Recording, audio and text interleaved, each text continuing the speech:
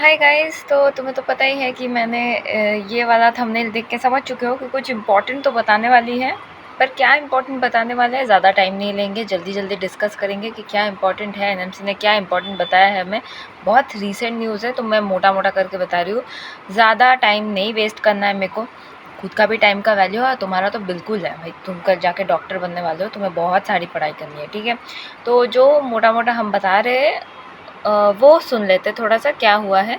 तो basically NMC ने कहा है कि 1 मिलियन स्टूडेंट्स पर 1 मिलियन स्टूडेंट्स के लिए 100 मेडिकल सीट्स दिए जाएंगे। मेडिकल सीट्स दिए जाएंगे, मैं थोड़ा मोटा ही लिख रही हूँ।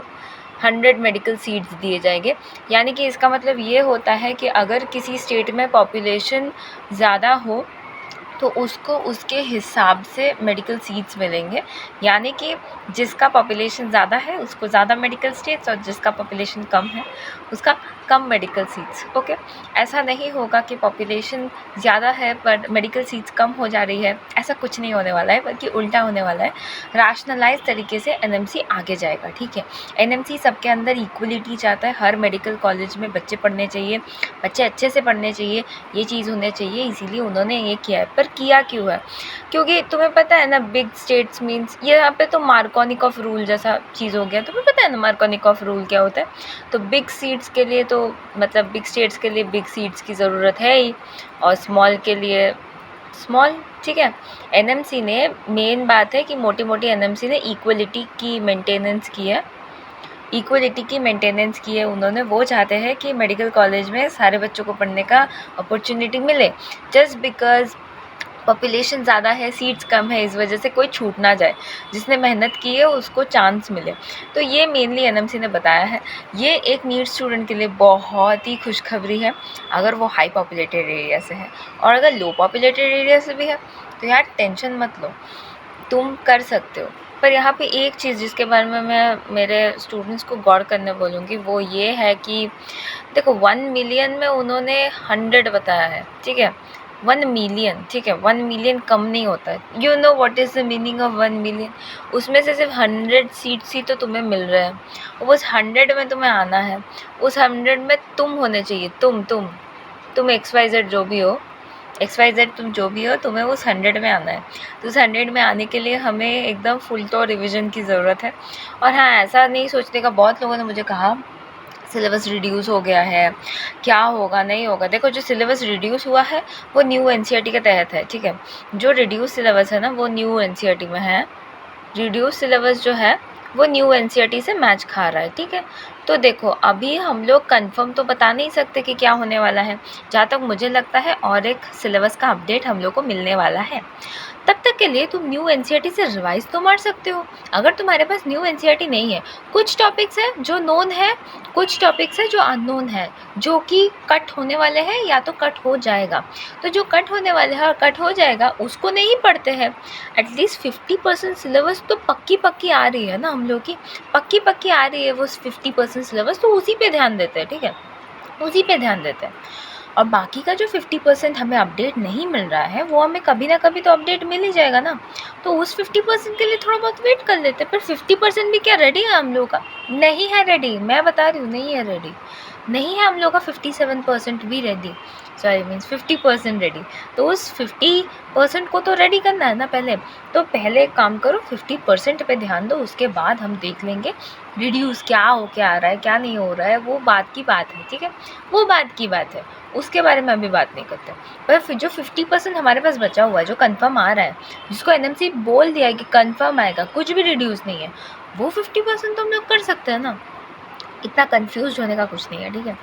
वो लोग तुम्हें एकदम क्लियर कट रिव्यू देगा। अगर कुछ एक्स्ट्रा बच रहा है हम लोग के पास, जो हम लोगों को पहले नहीं मिला है, अचानक से मिल चुका है, उसको पढ़ाने की ज़िम्मेदारी हमारे टीचर्स लोग की है, टीचर्स कम्युनिटी की है। यूट्यूब में इतना बड़ा कम्युनिटी है टीचर्स का, उतना ज़्यादा टेंशन मत लो। बट जो पेंडिंग है, जो आने ही वाला है, जो कंफर्म है सिलेबस, वो तो करना है ना, वो बिल्कुल करना है, उसको बिल्कुल नहीं छोड़ना है। तो वो वाला हम कंप्लीट करेंगे। रिड्यूस सिलेबस के बारे में मुझे यही कहना था। और क्या 24 में टफ़ होगा? मैं टफ़ की बात तो नहीं बता सकती, बट येस, कट ऑफ की बात मैं बता सकती हूँ। कट ऑफ शायद थोड़ा सा टाइट होगा, ठीक है। कट ऑफ शायद थोड़ा सा टाइट होगा, मुझे जहाँ तक लगता है। अब देखो, पिछली बार 21 लाख बैठे था, है ना? 21 लाख बैठा था पिछली बार। अब इस बार वो 24 लाख भी हो सकता है ना, 24 लाख भी हो सकता है। पर सिलेक्शन किसका होगा? सिलेक्शन तो वैसे 1 लाख का होगा। सिलेक्शन तो हर बार की तरह 1 लाख का ही होता है ना, 1 लाख ही होगा।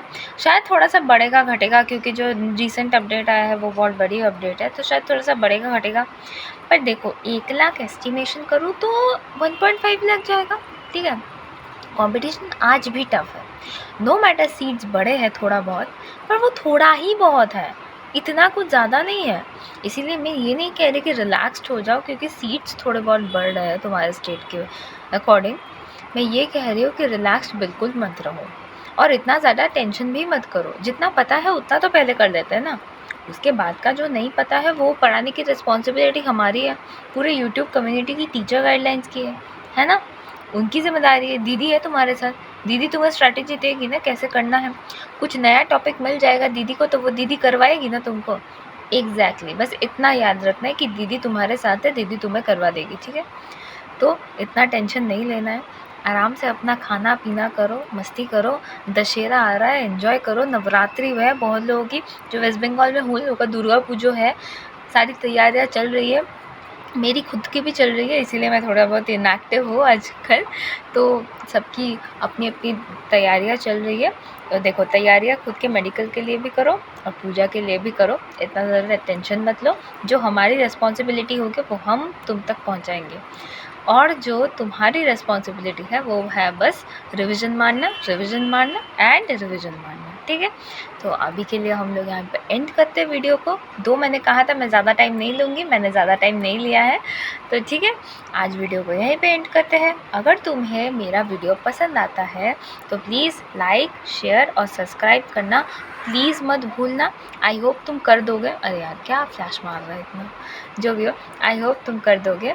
एंड प्लीज़ अगर तुम्हें ये इन्फो काम आए, if you think that this info was very useful for you, then please hit the like button and subscribe my channel. अच्छे अपडेट्स के लिए सब्सक्राइब करके रखो और बहुत अच्छे ट्रिक्स मिलेंगे तुमको। इवन तुम्हें मेरे टेलीग्राम पे डिटेल्ड नोट्स भी मिलेंगे।